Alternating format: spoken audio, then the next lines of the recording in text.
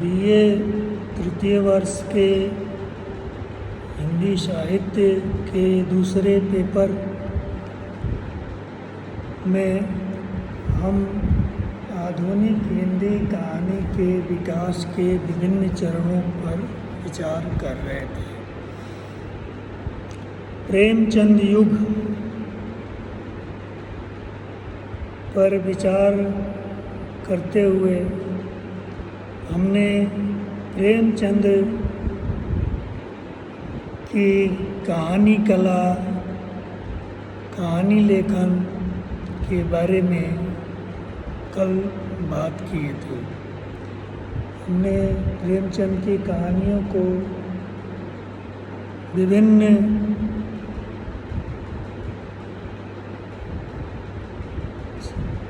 श्रेणियों में विभाजित भी किया था। यह सिर्फ अध्ययन की सुविधा के लिए किया गया था, जिसमें मैंने बताया था कि प्रेमचंद ने जो लगभग 300 कहानियाँ लिखी हैं, मानसरोवर, भाग 1, भाग 2 में जो संकलित हैं तथा अन्य संग्रहों में कालांतर में संकलित हुई, उनको हम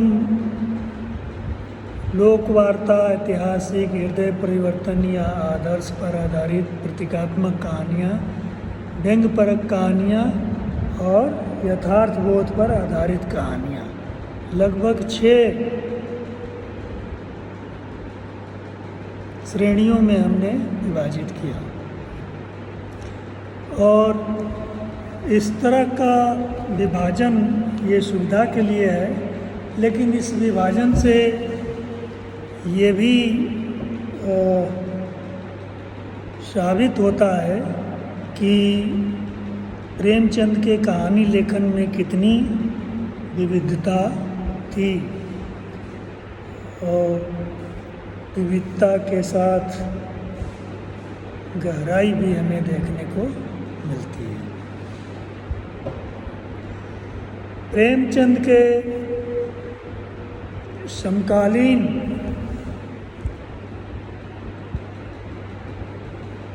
कथा लेखकों में एक नाम आता है महाकवि जयशंकर प्रसाद की, जो मूलतः कवि, नाटककार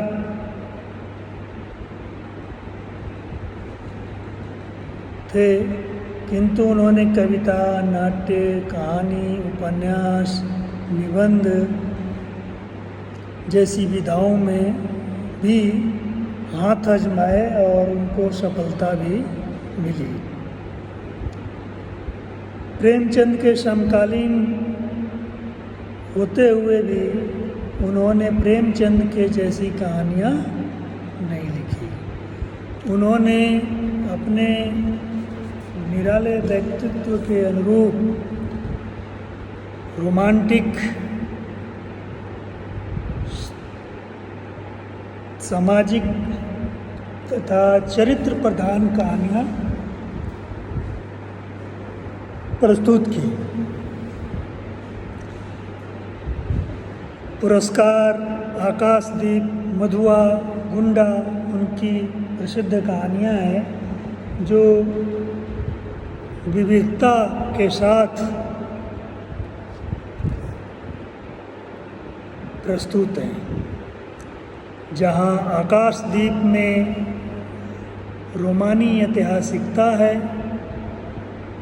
वहीं मधुआ और गुंडा जैसी कहानियाँ हैं जो मधुआ प्रेमचंद के कहानी कला के नज़दीक है, तो गुंडा पांडे बेचन शर्मा उग्र के नज़दीक है।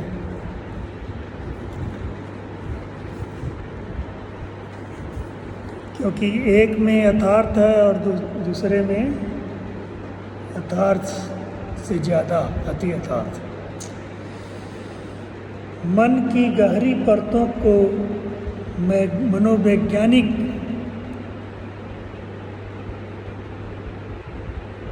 आधार जो जीवन अनुभव से प्राप्त है देते हुए उन्होंने अपनी कहानियों की रचना की है, जिसमें पात्रों के मन स्थिति को उकेरा गया है।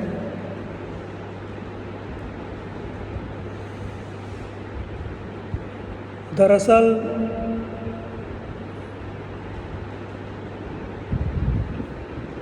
मन के परतों को उधेड़ने वाली कहानी प्रसाद जी ने ही लिखी और मानसिक मन स्थिति को व्यक्त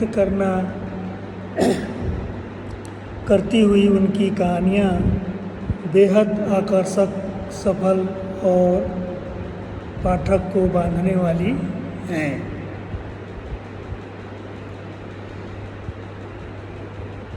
राय कृष्णदास की कहानी अंतःपुर का आरंभ प्रसाद के प्रभाव में लिखी गई है, जो प्रेमचंद युग में ही कहानी लेखन किया है। प्रसाद जी की कहानियों की एक बड़ी विशेषता ये है कि कहानी कला के दृष्टि से हिंदी में पहली बार उन्होंने निर्णय देने का प्रयास प्रेमचंद की तरह नहीं किए। जहाँ प्रेमचंद अपनी कहानियों में पात्रों को चरित्र चित्रण वर्णन करते हुए उनके बीच उपस्थित होकर अंततः वो निर्णय देते हैं, वैसा प्रसाद जी ने नहीं किया, बल्कि उन्होंने कहानी को खुला छोड़ दिया और ये पाठक के ऊपर छोड़ दिया कि पाठक निर्णय करे कि आगे क्या होगा। तो यह शैली कालांतर में हम देखते हैं कि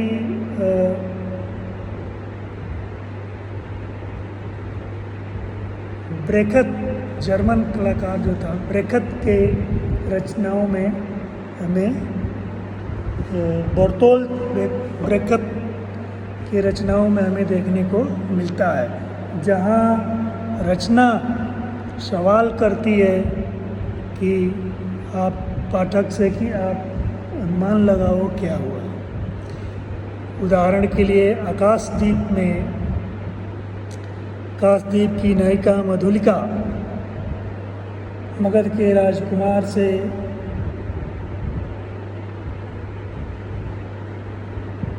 प्यार करने लगती है, उसको दिल दे बैठती है। जब उसे कौशल से उसके पिता पर राजद्रोह का आरोप लगाकर उसकी ज़मीन छीन ली जाती है, खेती की ज़मीन छीन ली जाती है, तो वह जंगल में आश्रय बना करके वहीं पर वो खेती करती है। ऐसे में मगध का राजकुमार आता है और उसके प्रति हमदर्दी जताता है, वह उसके प्रेम में आ जाती है। किंतु प्रेम और द्वंद्व उसका, जब मगध का राजकुमार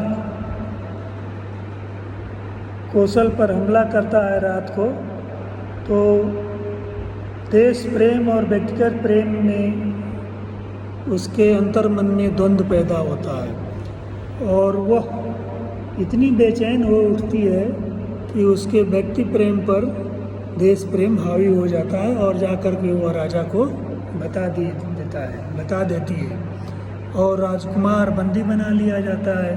सबके समक्ष राजसभा में उसको पेश किया जाता है। मधुलिका भी वहाँ जाती है और राजा उसको दंड देने की घोषणा करता है और ये भी पूछता है कि मधुलिका बताओ तुम्हारी क्या इच्छा है। ऐसे क्षण में उसका प्रेम फिर हावी हो जाता है और वो राजकुमार से कहती है कि मुझे कुछ नहीं चाहिए, मुझे भी मृत्युदंड चाहिए, और कहानी यहीं पर ख़त्म हो जाती है। तो ये कहानी अपने खुलेपन में ख़त्म होती है। प्रसाद जी ने कोई निर्णय यहाँ पर नहीं दिए हैं। तो यह जो प्रसाद जी की कहानी कला है, जिसमें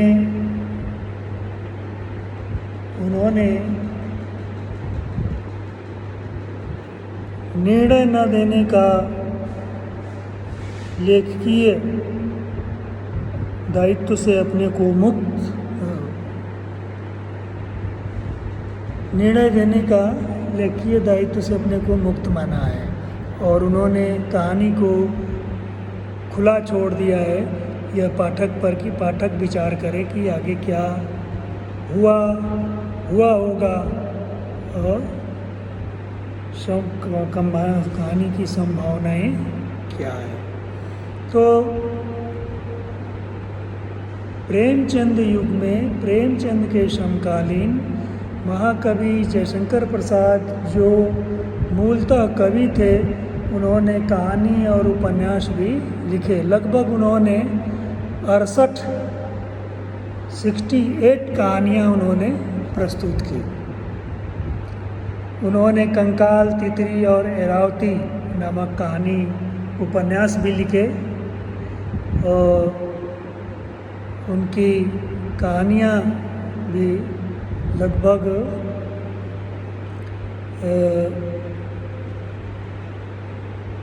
68 के आसपास उनकी कहानियाँ हैं, जो कई संग्रहों में संग्रहित हैं। और ये कहानियाँ भी अपनी विविधता के साथ हैं। उसमें उनका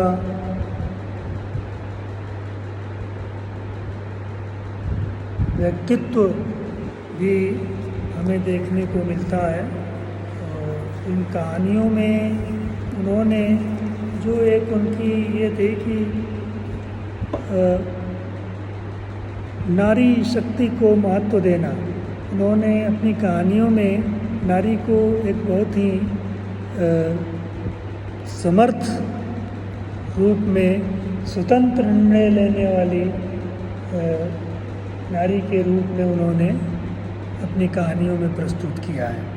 कहानियाँ भले ही रोमांटिक प्रवृत्ति को जीवन से, समाज से बहुत ज़्यादा न जुड़ती हों, लेकिन उनमें सामाजिकता है, उसमें मानवीय भावनाओं की उच्च अभिव्यक्ति है।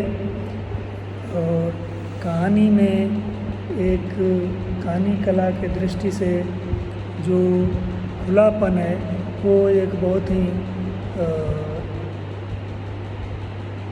ऐतिहासिक कहानी कला का प्रयोग उन्होंने किया है अपने कालखंड में, जिसे कालांतर में हम लेखकों को देखते हैं कि कहानी में निर्णय देने से लोग बचते हैं। यह कहानी कला की खासियत है।